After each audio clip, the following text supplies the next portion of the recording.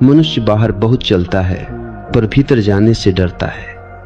बाहर जाना उसे सरल लगता है क्योंकि बाहर जाना प्रयास नहीं मांगता, बस इंद्रियां खुली हों और संसार सामने उपस्थित हो जाता है। भीतर जाना ठीक उलटा है। भीतर जाने के लिए आंखें बंद करनी पड़ती हैं, कानों को चुप कराना पड़ता है और सबसे कठिन मन को किनारे रखना पड़ता है। मनुष्य ने जन्म से लेकर आज तक बाहर जाना ही सीखा है। उसे सिखाया गया है कि सफलता बाहर है, सत्य बाहर है, ईश्वर बाहर है, प्रेम बाहर है, और इसीलिए जीवन भर वह बाहर खोजता रहता है और अंत में थक कर गिर जाता है। थकान इसलिए नहीं आती कि यात्रा लंबी है, थकान इसलिए आती है क्योंकि दिशा ही गलत है।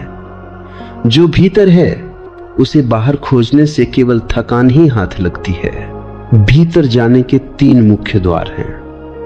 द्वार अलग अलग नहीं हैं, वे एक ही मंदिर की 3 दिशाओं से खुलते हैं। कोई भी द्वार छोटा या बड़ा नहीं है। फर्क केवल इतना है कि हर व्यक्ति की प्रकृति अलग है। कोई हृदय से प्रवेश करता है, कोई साक्षी से, कोई श्वास से, लेकिन प्रवेश भीतर ही होता है। भीतर जाना कोई भविष्य की घटना नहीं है, यह इसी क्षण घट सकता है। भीतर जाने के लिए समय नहीं चाहिए, केवल साहस चाहिए, अपने ही सोच से मिलने का साहस। पहला द्वार मौन का है। मौन को लोग गलत समझते हैं। वे सोचते हैं मौन का अर्थ है बोलना बंद कर देना। नहीं, बोलना बंद कर देना मौन नहीं है, वह केवल शोर का अभाव है। मौन का अर्थ है मन की आवाज का शांत हो जाना। बाहर का शोर तो फिर भी सहन हो सकता है, पर भीतर का शोर असहनीय होता है। विचारों की निरंतर रेलगाड़ी, स्मृतियां, कल्पनाएं, भय, आशाएं, ये सब मिलकर भीतर एक बाजार बना देते हैं। और जब बाजार लगा हो तब मंदिर कैसे दिखे। मौन कोई अभ्यास नहीं है, मौन एक समझ है। जब तुम यह देख लेते हो कि विचार तुम्हें कहीं नहीं ले जा रहे, जब तुम यह स्पष्ट अनुभव कर लेते हो कि सोच कर तुमने केवल पुराने घावों को ही कुरेदा है, तब एक दिन सोच अपने आप थक जाती है। मौन जबरदस्ती नहीं आता, मौन समझ से आता है। जैसे जब बच्चा बार बार आग को छूकर जलता है तो एक दिन आग को छूने का विचार ही गिर जाता है। कोई नियम नहीं बनाना पड़ता, कोई संकल्प नहीं लेना पड़ता। वैसे ही जब तुम देख लेते हो कि मन तुम्हें केवल अतीत और भविष्य में भटकाता है और वर्तमान से चुरा लेता है, तब धीरे धीरे मन की पकड़ ढीली पड़ने लगती है। इस मौन के द्वार पर कोई पहरेदार नहीं है। कोई तुमसे पूछने नहीं आएगा कि तुम योग्य हो या नहीं। मौन का द्वार सबके लिए खुला है, गरीब, अमीर, ज्ञानी, अज्ञानी, पापी, पुण्यात्मा। केवल एक बात चाहिए, देखने की ईमानदारी। जैसे ही तुम अपने भीतर के शोर को बिना जज किए देख लेते हो, जैसे ही तुम यह स्वीकार कर लेते हो कि हाँ, मेरे भीतर बहुत शोर है, उसी क्षण से मौन की प्रक्रिया शुरू हो जाती है। स्वीकार करना आधा मौन है। जब मन थोड़ा शांत होने लगता है तब एक अजीब सा भय उठता है। यह भय इसलिए नहीं कि कुछ गलत होने वाला है, बल्कि इसीलिए कि अब तक तुम शोर से ही अपनी पहचान बनाए हुए थे। तुम अपने विचारों को ही मैं समझ बैठे थे। जब विचार कम होते हैं तो मैं भी जैसे धुंधला पड़ने लगता है। यही वह क्षण है जहां अधिकतर लोग पीछे लौट जाते हैं। वे फिर से शोर पैदा कर लेते हैं। टीवी, मोबाइल, बातचीत, योजनाएं, क्योंकि शोर में मैं सुरक्षित लगता है, मौन में मैं पिघलने लगता है। लेकिन यदि तुम इस भय से भागे नहीं, यदि तुम इस खालीपन में थोड़ी देर ठहर गए, तो एक नया अनुभव जन्म लेता है साक्षी का। तुम देखते हो कि विचार आ रहे हैं और जा रहे हैं, पर तुम उनसे अलग हो। यह देखना ही भीतर जाने का पहला वास्तविक कदम है। अब तुम विचार नहीं हो, तुम विचारों को देखने वाले हो। यह अंतर बहुत सूक्ष्म है पर क्रांतिकारी है। यह अंतर बहुत सूक्ष्म है, ही से भीतर की यात्रा शुरू होती है। इस मौन में कोई उपलब्धि नहीं है, कोई लक्ष्य नहीं है, यहाँ केवल होना है। जैसे आकाश बस है, बादल आते हैं जाते हैं पर आकाश अछूता रहता है। जब तुम अपने भीतर इस आकाश को पहचान लेते हो तब बाहर का संसार वैसा ही रहता है, पर तुम्हारा संबंध उससे बदल जाता है। अब संसार तुम्हें खींचता नहीं, तुम संसार को जीते हो। अब तुम प्रतिक्रियाएं नहीं देते, उत्तर देते हो। यह अंतर छोटा लगता है पर जीवन को पूरी तरह बदल देता है। यही मौन का द्वार है, सबसे सरल पर सबसे कठिन। सरल इसलिए कि इसमें कुछ करना नहीं है, कठिन इसलिए कि मन कुछ किए बिना रह नहीं सकता। मन को व्यस्तता चाहिए, मौन उसे बेरोजगार कर देता है और मन बेरोजगार होते ही विद्रोह करता है। पर यदि तुम थोड़ा धैर्य रख सको तो मन धीरे धीरे झुक जाता है। वह देख लेता है कि यहाँ उसका कुछ नहीं चलने वाला। यह पहला द्वार है, इसके पार अभी बहुत कुछ है। भीतर जाने का स्वाद अभी बस शुरू हुआ है। जैसे किसी ने पहली बार समुद्र की हवा को महसूस किया हो, नमकीन, ठंडी, विशाल। अभी समुद्र में उतरना बाकी है। मौन का यह पहला स्वाद जब भीतर उतरने लगता है तब एक बात बहुत साफ दिखाई देने लगती है कि मनुष्य अब तक बाहर इसलिए भागता रहा क्योंकि भीतर अकेलापन था। लेकिन यह अकेलापन असल में खालीपन नहीं है, यह तो भीड़ के हटते ही प्रकट होने वाला विशाल आकाश है। फर्क केवल देखने के ढंग का है। जिसने भीतर के आकाश को कभी नहीं देखा उसे वह शून्य लगता है। जिसने एक बार भी उसे छू लिया उसके लिए वही पूर्णता बन जाता है। मौन का द्वार यही परिवर्तन है, शून्य से पूर्ण की ओर। धीरे धीरे जब विचारों के बीच की खामोशी लंबी होने लगती है तब एक सूक्ष्म संगीत सुनाई देने लगता है। यह बाहर का कोई स्वर नहीं है, यह जीवन की अपनी धड़कन है। जैसे किसी शांत रात में तुम अपने ही हृदय की धड़कन सुन लेते हो। पहले यह धड़कन हमेशा थी, लेकिन शोर इतना था कि सुनाई नहीं देती थी। मौन उसे प्रकट करता है, पैदा नहीं करता। भीतर जाने की यात्रा में यह समझ बहुत महत्वपूर्ण है कि कुछ भी नया रचा नहीं जा रहा, केवल जो छुपा था वह उजागर हो रहा है। मौन का द्वार तुम्हें तुम्हारी सीमाओं से परिचित कराता है। तुम देखते हो कि तुम्हारी पहचान कितनी छोटी थी। नाम, रूप, कहानी, अतीत। मौन में ये सब पिघलने लगते हैं। जैसे नमक पानी में घुल जाता है और अलग दिखाई नहीं देता, वैसे ही मैं का कठोर रूप ढीला पड़ने लगता है। ये घबराहट ला सकता है क्योंकि जिस मैं को तुमने जीवन भर बचाया वही अब विलीन होने लगता है। लेकिन यही विलय भीतर जाने की कुंजी है। जब तक तुम किसी रूप को पकड़े रहोगे भीतर नहीं जा पाओगे। भीतर जाना रूपहीनता की ओर जाना है। इस मौन में एक और गहरी बात प्रकट होती है कि संघर्ष बाहर नहीं था, संघर्ष भीतर था। बाहर तो परिस्थितियां थीं, भीतर प्रतिक्रिया थी। मौन प्रतिक्रिया को काट देता है और जब प्रतिक्रिया कट जाती है तब परिस्थिति अपना असर खो देती है। तब कोई तुम्हें दुखी नहीं कर सकता, कोई तुम्हें क्रोधित नहीं कर सकता। ना ही कि दुख और क्रोध उठते नहीं, वे उठते हैं लेकिन तुम उनसे चिपकते नहीं। वे आते हैं और चले जाते हैं, तुम उनके मेजबान हो, कैदी नहीं।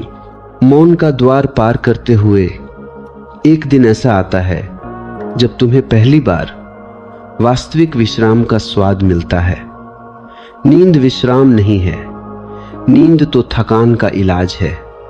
मौन विश्राम है अकारण, बिना थकान के भी।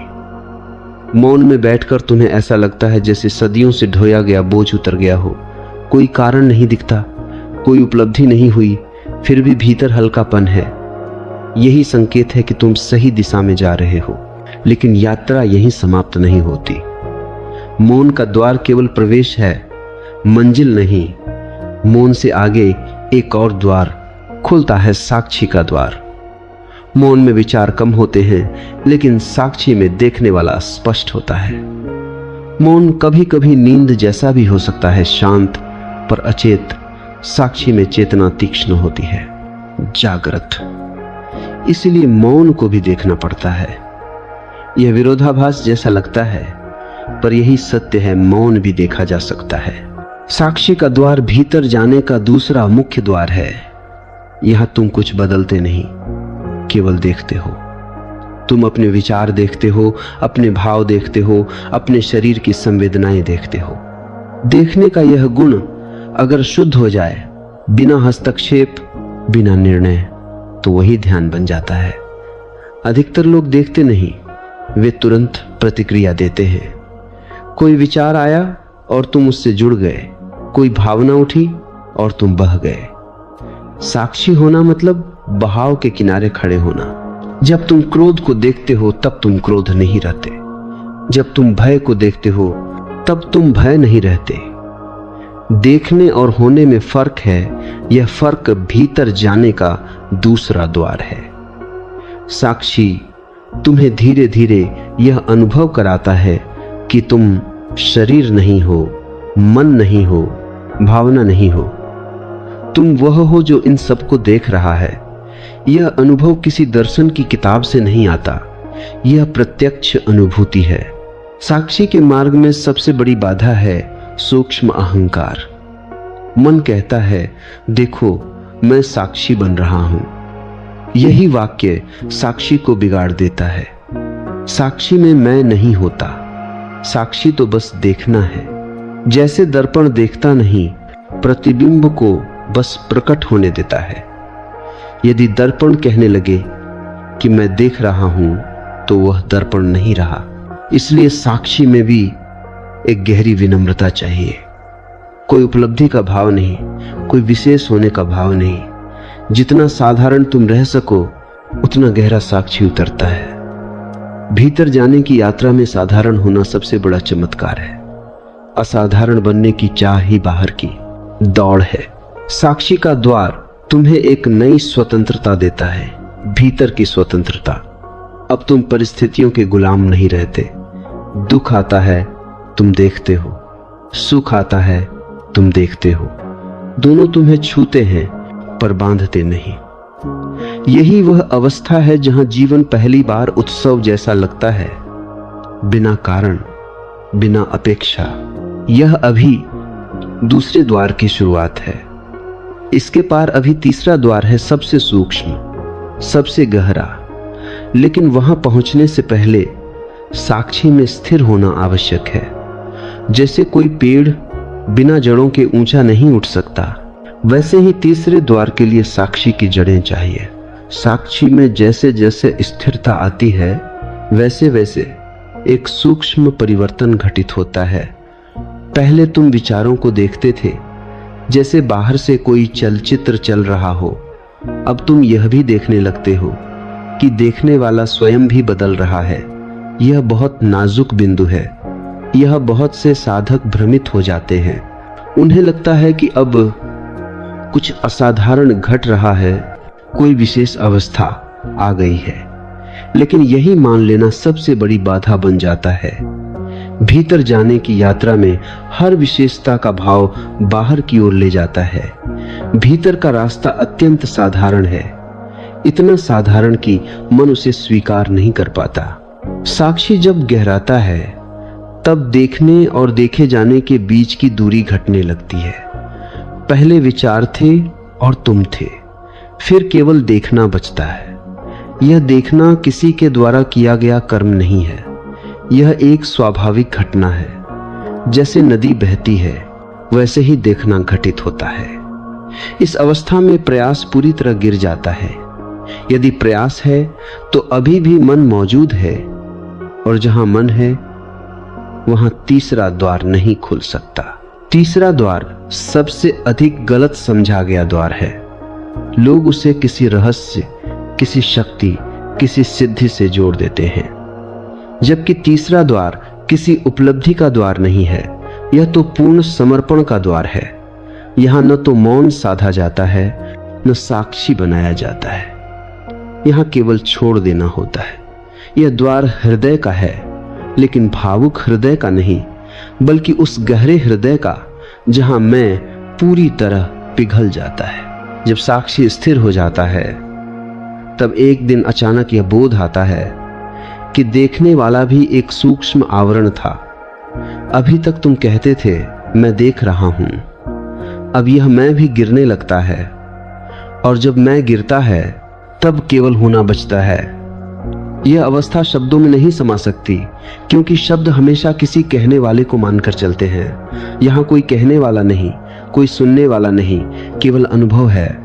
यह तीसरा द्वार प्रेम का द्वार है, लेकिन प्रेम जैसा संसार समझता है वह नहीं।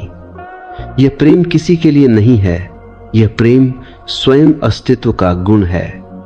जैसे फूल से सुगंध आती है, वैसे ही इस अवस्था से प्रेम बहता है। तुम किसी से प्रेम नहीं करते, प्रेम तुमसे होकर बहता है। यही कारण है कि इस अवस्था में करुणा स्वाभाविक हो जाती है। तुम किसी पर दया नहीं करते, दया घटित होती है। इस द्वार पर पहुंचने से पहले मन अंतिम चाल चलता है।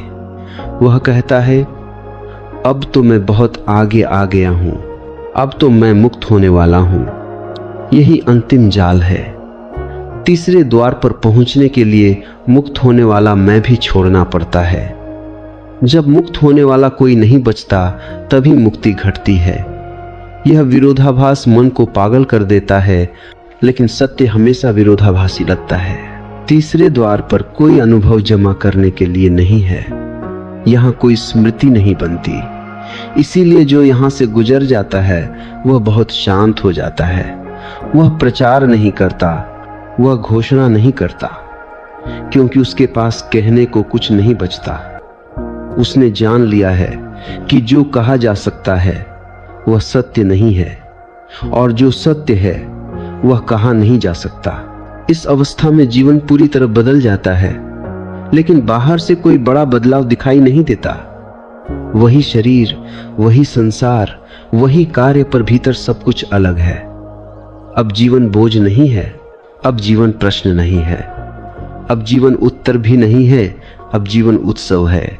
बिना का रण, बिना उद्देश्य, जैसे बच्चे का खेल।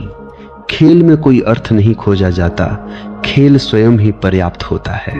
तीसरे द्वार से भीतर जाने के बाद लौटने जैसा कुछ नहीं रहता, क्योंकि अब भीतर और बाहर का भेद ही गिर जाता है।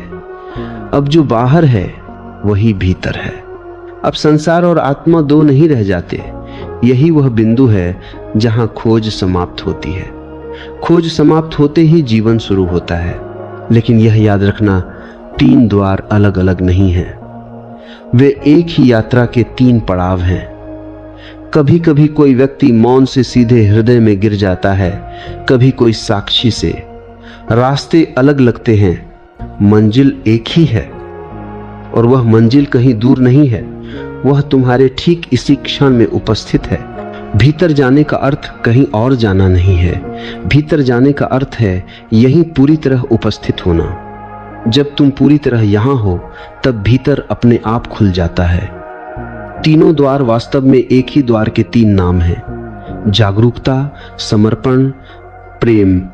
जब तीसरे द्वार की झलक भी भीतर उतर जाती है, तब एक गहरी शांति जन्म लेती है। ऐसी शांति जो किसी प्रयास से नहीं आती, जिसे साधा नहीं गया है, जो अचानक प्रकट हुई है, जैसे बरसों से वहीं खड़ी थी और तुमने पहली बार उसे देख लिया हो।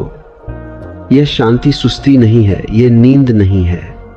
इसमें तीक्ष्ण जागरूकता है, पर कोई तनाव नहीं। जैसे कोई व्यक्ति नदी के किनारे बैठा हो, नदी बह रही है, व्यक्ति देख रहा है, पर दोनों में कोई संघर्ष नहीं। अब भीतर जाने की यात्रा किसी मार्ग की तरह नहीं लगती, बल्कि घर लौटने जैसी लगती है। बाहर जाना हमेशा थकाता है, भीतर लौटना विश्राम देता है। और यह विश्राम कोई विराम नहीं है, यह निरंतरता है। इस निरंतरता में जीवन बहता रहता है, घटनाएं घटती रहती हैं, लोग आते जाते रहते हैं, पर भीतर कुछ नहीं हिलता। भीतर एक स्थिर केंद्र स्थापित हो जाता है। यही वह केंद्र है जिसे सदियों से तमा, साक्षी, तुरीय या मौन कहा गया है। नाम बदलते रहे, अनुभव वही रहा। इस बिंदु पर एक और भ्रांति टूटती है कि भीतर जाना मतलब संसार छोड़ देना। नहीं, भीतर जाना संसार से भागना नहीं है। भीतर जाना संसार को सही जगह पर रखना है। जब तक भीतर नहीं जाओगे तब तक संसार तुम्हारे सिर पर सवार रहेगा। भीतर जाते ही संसार तुम्हारे पैरों में उतर आता है। तब तुम संसार में रहते हो, पर संसार तुम्हारे भीतर नहीं घुसता। यह फर्क बहुत सूक्ष्म है, पर यही मुक्ति है। 3 द्वारों की यह यात्रा वास्तव में 3 अवस्थाओं की समझ है।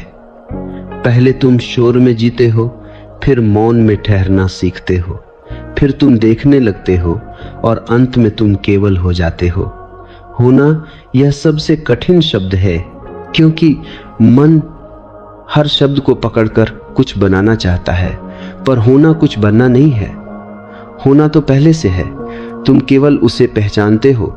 जब यह पहचान घटती है तब जीवन में कोई विशेष चमक नहीं दिखाई देती, कोई चमत्कार नहीं घटता।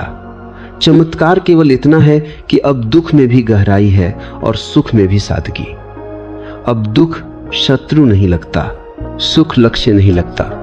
दोनों आते हैं और चले जाते हैं, तुम उनके पार खड़े रहते हो।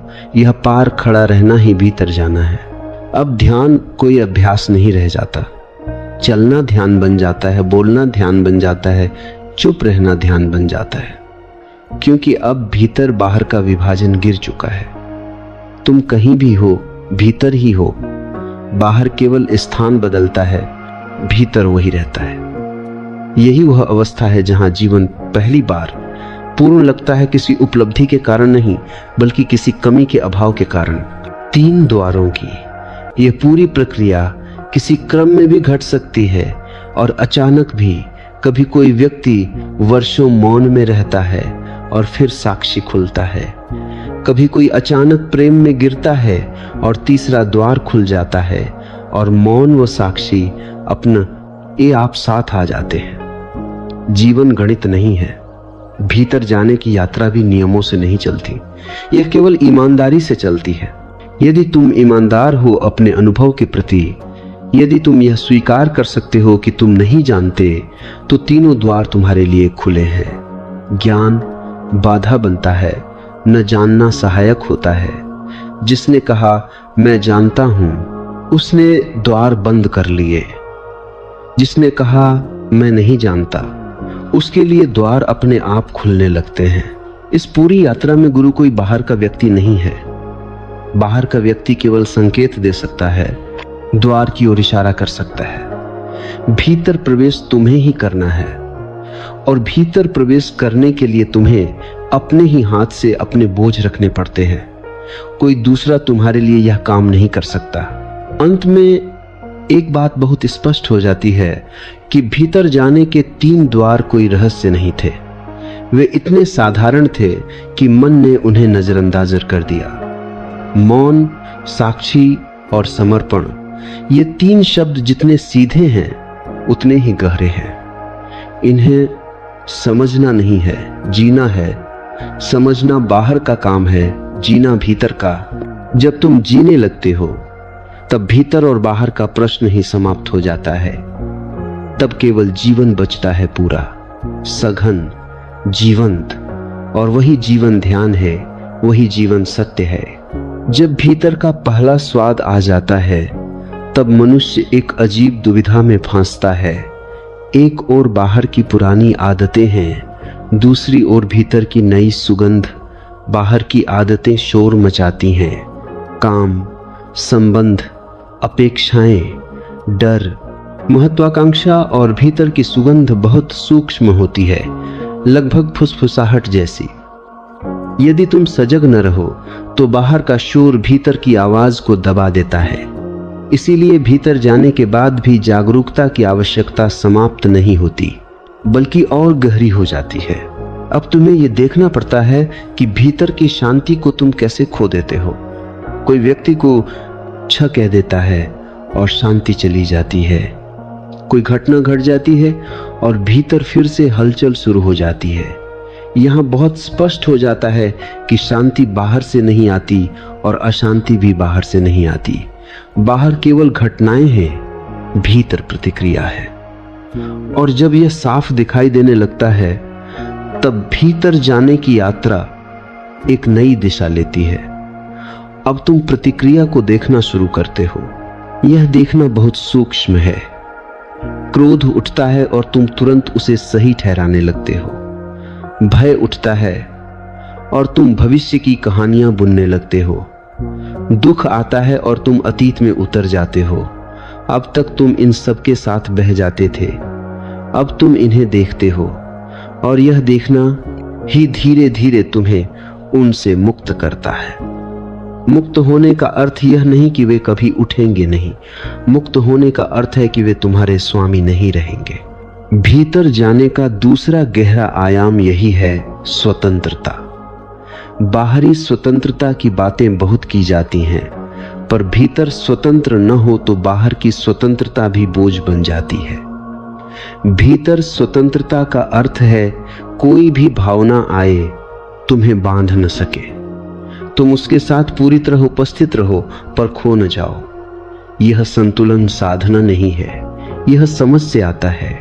जो व्यक्ति सच में भीतर उतरता है वह कभी यह घोषणा नहीं करता कि वह भीतर उतर गया है, क्योंकि भीतर उतरते ही घोषणा करने वाला कोई बचता ही नहीं। यह बात समझने की नहीं, अनुभव करने की है। जैसे कोई व्यक्ति गहरी नींद से जागता है, वह यह घोषणा नहीं करता कि मैं सोया हुआ था। उसे पता है बस। धीरे धीरे भीतर एक और बात स्पष्ट होने लगती है कि तुम जीवन को नियंत्रित करने की कोशिश कर रहे थे, और नियंत्रण ही सबसे बड़ा तनाव है। भीतर जाने का अर्थ है नियंत्रण छोड़ना। नियंत्रण छोड़ते ही भय उठता है, क्योंकि अब तक तुम्हें लगता था कि नियंत्रण के बिना सब बिखर जाएगा। लेकिन जैसे ही नियंत्रण ढीला पड़ता है, तुम देखते हो कि जीवन अपने आप बहुत सुंदर ढंग से बह रहा है। तुम्हारे हस्तक्षेप ने ही उसे विकृत किया था। यह छोड़ना कोई एक बार की घटना नहीं है, यह हर क्षण घटता है। हर क्षण तुम या तो पकड़े रहते हो या छोड़ते हो, और जब छोड़ना स्वाभाविक हो जाता है तब तीसरा द्वार धीरे धीरे स्थायी रूप लेने लगता है। अब यह कोई झलक नहीं रहती, यह जीवन की पृष्ठभूमि बन जाता है। इस पृष्ठभूमि में प्रेम अपने आप बहने लगता है। यह प्रेम किसी को पाने के लिए नहीं है, किसी को बदलने के लिए नहीं है।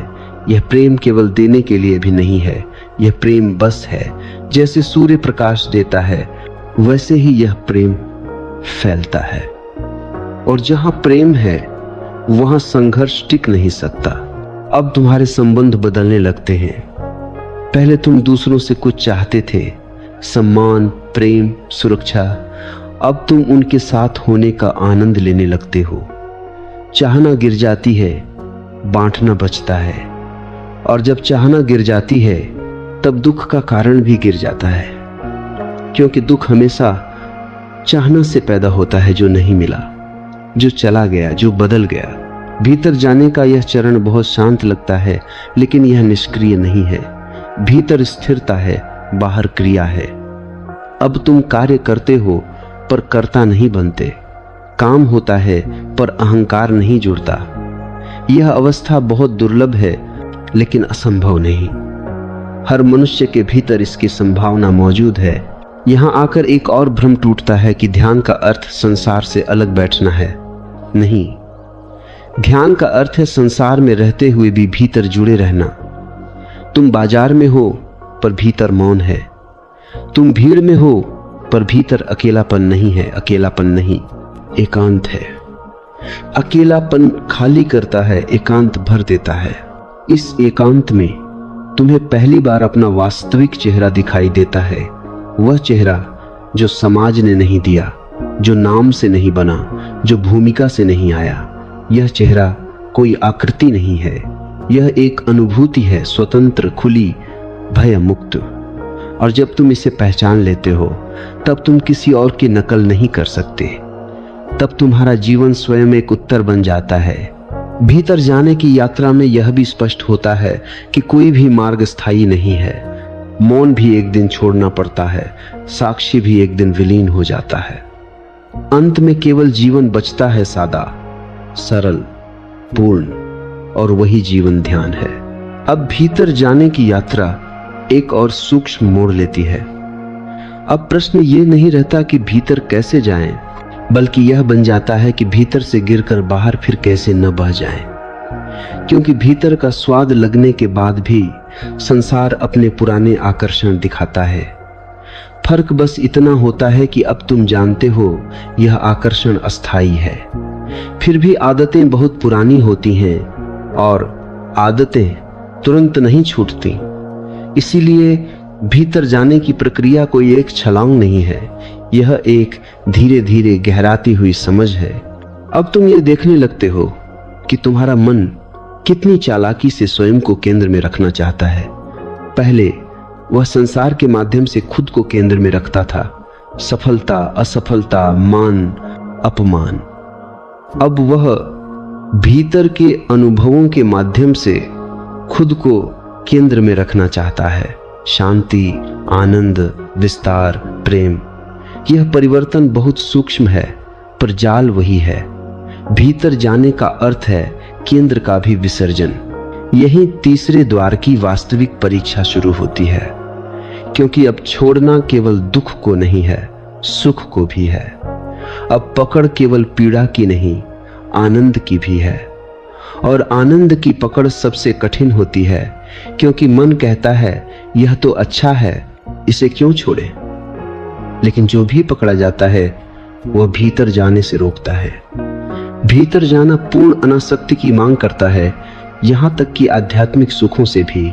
धीरे धीरे एक दिन ऐसा आता है जब तुम यह देख लेते हो कि छोड़ना भी तुम ही कर रहे हो, तब छोड़ने वाला भी एक बोझ बन जाता है।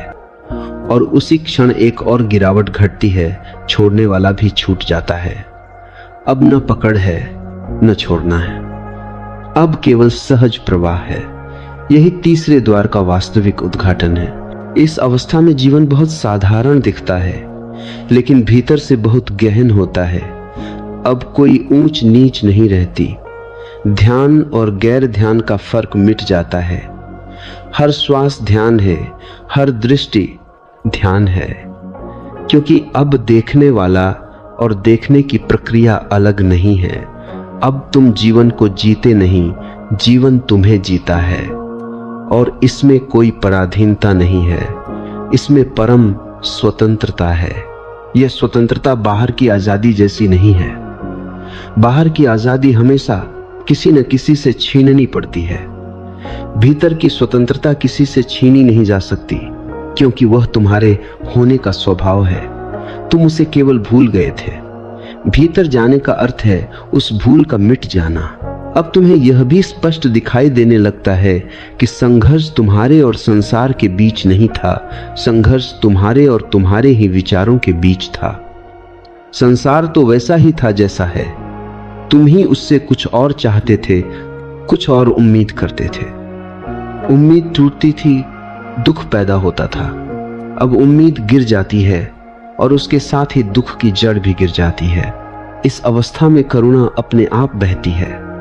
तुम किसी को सुधारना नहीं चाहते, किसी को बदलना नहीं चाहते, क्योंकि तुम देख लेते हो कि हर व्यक्ति अपनी यात्रा पर है, अपने द्वारों से गुजर रहा है। जो अभी बाहर है वह भी एक दिन भीतर आएगा। भीतर जाने का यह चरण बहुत शांत है, पर इसमें एक गहरा साहस छुपा है, क्योंकि अब तुम किसी सहारे पर निर्भर नहीं हो। न विचार का सहारा, न विश्वास का सहारा, न सिद्धांत का सहारा। अब केवल अस्तित्व है, नंगा, सीधा, बिना व्याख्या के। यह नग्नता डरावनी लग सकती है, लेकिन यही सत्य है। अब प्रश्न उठते ही नहीं, क्योंकि प्रश्न हमेशा भविष्य से आते हैं और तुम अब भविष्य में नहीं रहते, तुम यही हो। और जो यही है उसके लिए प्रश्न नहीं होते। प्रश्न तो तब होते हैं जब तुम कहीं और होना चाहते हो। भीतर जाने का अंतिम फल यही है, तुम जहां हो वहीं पूर्ण हो। अब जीवन में कोई विशेष उद्देश्य नहीं बचता, और यही सबसे बड़ा उद्देश्य है। उद्देश्यहीनता में एक गहरी हल्कापन है। अब तुम्हें कुछ साबित नहीं करना है, कुछ पाना नहीं है, कुछ बनना नहीं है। अब जो है वही पर्याप्त है। और जब यह पर्याप्तता उतर जाती है, तब जीवन अपने आप गीत बन जाता है। इस गीत में कभी दुख के स्वर भी होंगे, कभी सुख के भी। लेकिन अब तुम उनसे लड़ते नहीं, तुम उन्हें सुनते हो, उन्हें जीते हो और उन्हें जाने देते हो। यही भीतर जाने की परिपक्वता है। भीतर जाना कोई पलायन नहीं है, यह जीवन के प्रति पूर्ण हाँ है। अब तीसरे द्वार के पार कोई चौथा द्वार नहीं है, क्योंकि अब द्वार और मंजिल का भेद मिट गया है। अब भीतर और बाहर दो नहीं रहे, अब जो भी है वही तुम हो, और यही वह बिंदु है जहां खोज समाप्त होती है। अब भीतर जाने की यात्रा किसी साधना जैसी नहीं लगती, बल्कि जीवन की स्वाभाविक धड़कन बन जाती है। अब तुम्हें यह याद भी नहीं रहता कि कभी तुम भीतर जाने की कोशिश कर रहे थे। कोशिश शब्द ही गिर जाता है, क्योंकि जहां कोशिश है वहां अभी दूरी है। अब दूरी मिट चुकी है। अब भीतर कोई जगह नहीं है जहां पहुंचना है, और बाहर कोई जगह नहीं है जहां से भागना है। अब जो है वही है। इस अवस्था में एक बहुत गहरी शांति उतरती है, लेकिन यह शांति स्थिर नहीं है, जड़ नहीं है। इसमें गति है, प्रवाह है, नृत्य है। जैसे समुद्र शांत भी है और लहरों से भरा भी। पहले तुम लहरों से डरते थे, अब तुम जानते हो कि लहरें समुद्र का ही रूप हैं। अब कोई विरोध नहीं बचता। विरोध समाप्त होते ही ऊर्जा मुक्त हो जाती है। अब तुम यह भी देख पाते हो कि पहले तुम्हारा जीवन प्रतिक्रिया में बीत रहा था। कोई कुछ करता था, तुम प्रतिक्रिया देते थे। कोई कुछ कहता था, तुम प्रतिक्रिया देते थे। अब प्रतिक्रिया की जगह उत्तर आता है।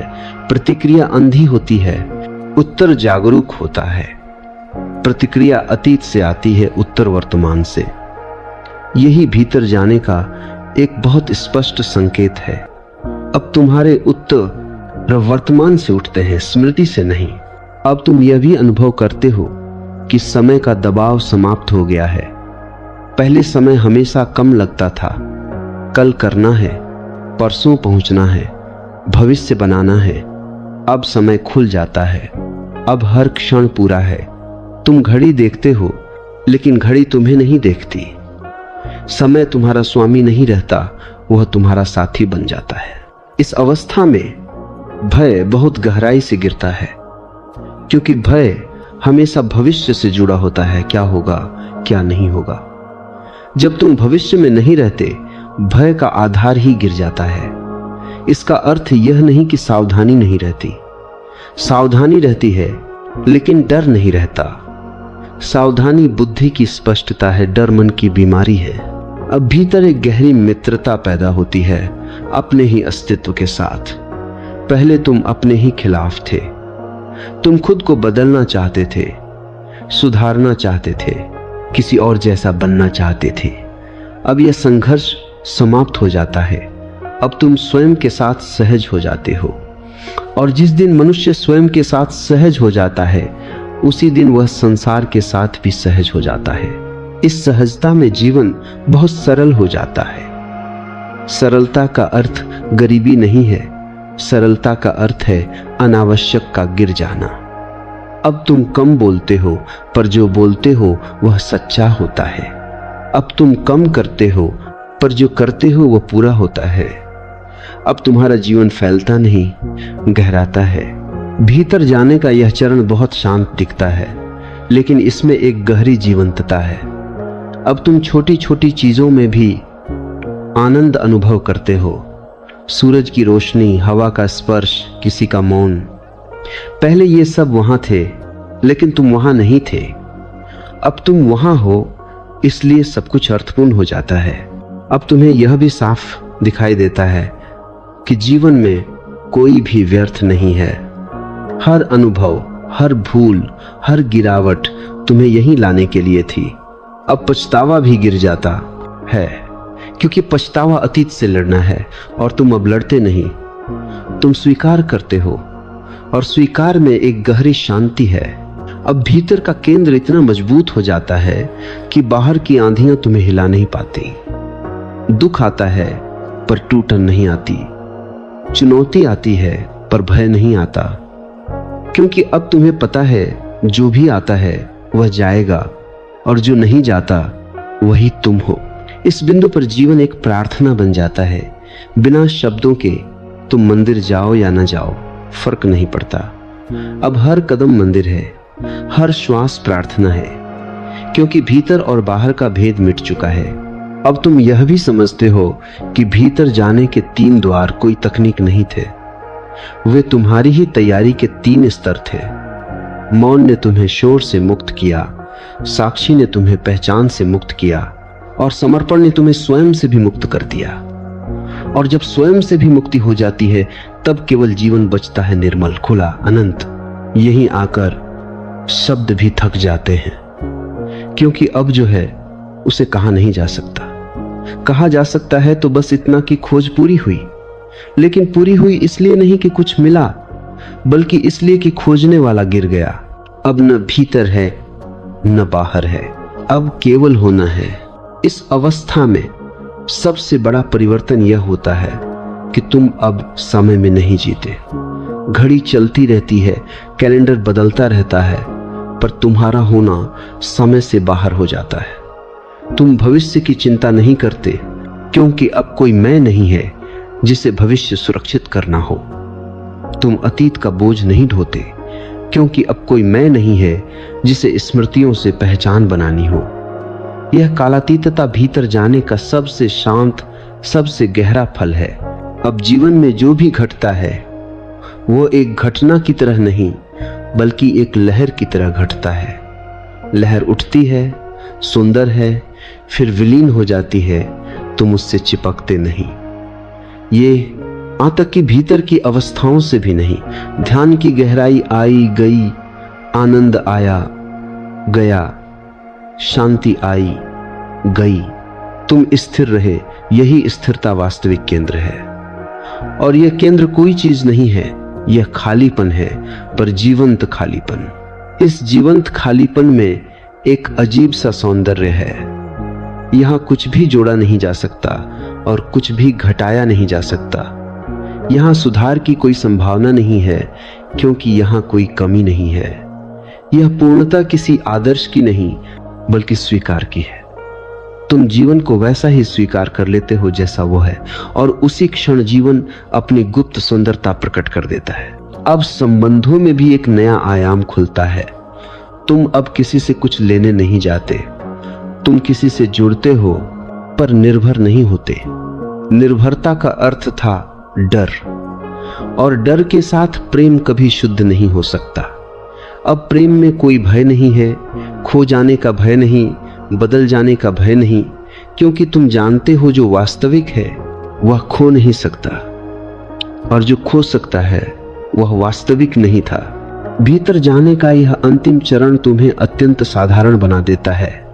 तुम किसी विशेष वस्त्र में नहीं दिखते, किसी विशेष भाषा में नहीं बोलते, किसी विशेष आचरण का प्रदर्शन नहीं करते। तुम बस हो जैसे कोई वृक्ष है, जैसे कोई नदी है। और यही साधारणता सबसे बड़ी आध्यात्मिक परिपक्वता है, क्योंकि अब तुम जीवन के विरुद्ध नहीं हो, जीवन के साथ हो। यहाँ आकर कोई उपदेश देने की इच्छा नहीं रहती, क्योंकि तुम जानते हो हर उपदेश बाहर का है, भीतर का मार्ग केवल आमंत्रण से खुलता है। यदि कोई पूछता है तो तुम मौन से उत्तर देते हो, यदि कोई समझता है तो शब्द अनावश्यक हो जाते हैं, और यदि कोई नहीं समझता तो भी कोई समस्या नहीं है। अस्तित्व को कोई जल्दी नहीं है। 3 द्वारों की यह पूरी यात्रा अंततः एक ही बात पर समाप्त होती है कि भीतर जाना कोई विशेष साधना नहीं है, बल्कि जीवन को बिना विरोध के जीना है।